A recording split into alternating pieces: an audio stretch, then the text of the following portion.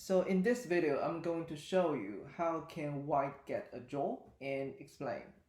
So in this position, a black pawn at g3, it's going to get promoted in 2 moves. And apparently the white king doesn't want that to happen.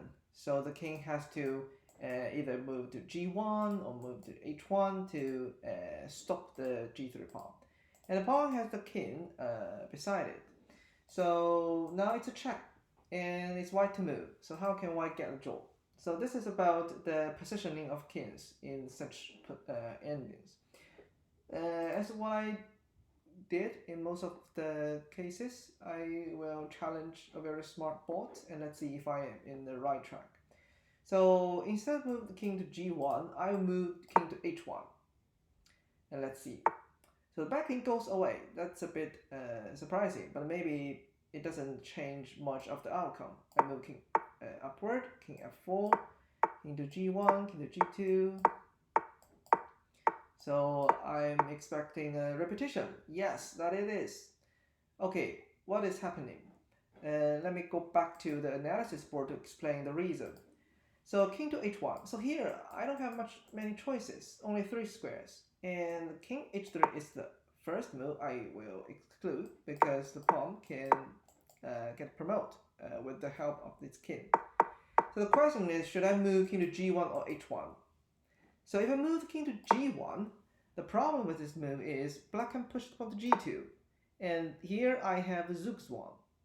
And the zugzwang is a position that I don't have any move to make my position better, but even worse. Now here's the case.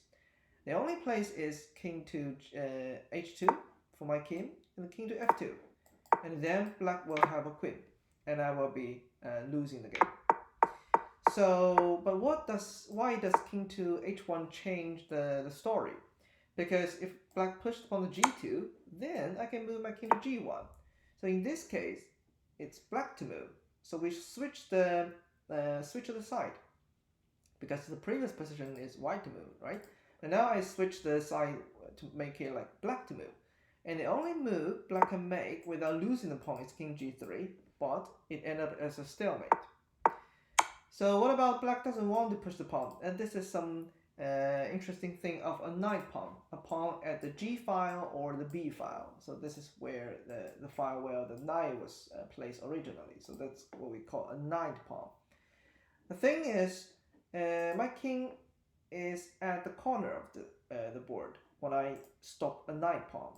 So if the king moves to f2, so this is what the strongest I usually do, to moving the king before the pawn, so which the king can secure the squares where the pawn is heading to.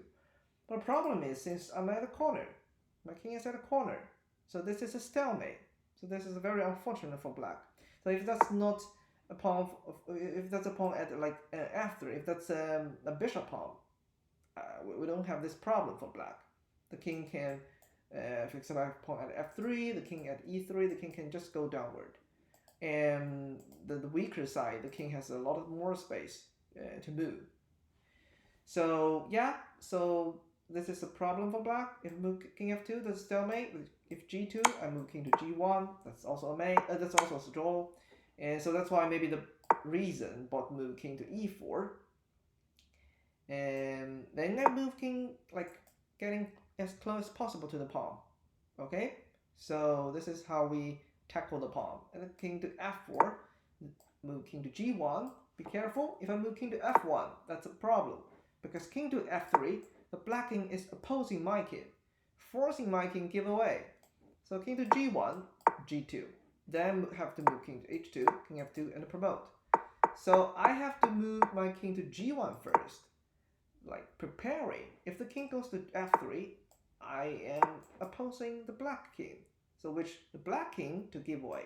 So I can keep attach the pawn. So this is how I can get a draw, either repetition or stalemate. Thank you for watching.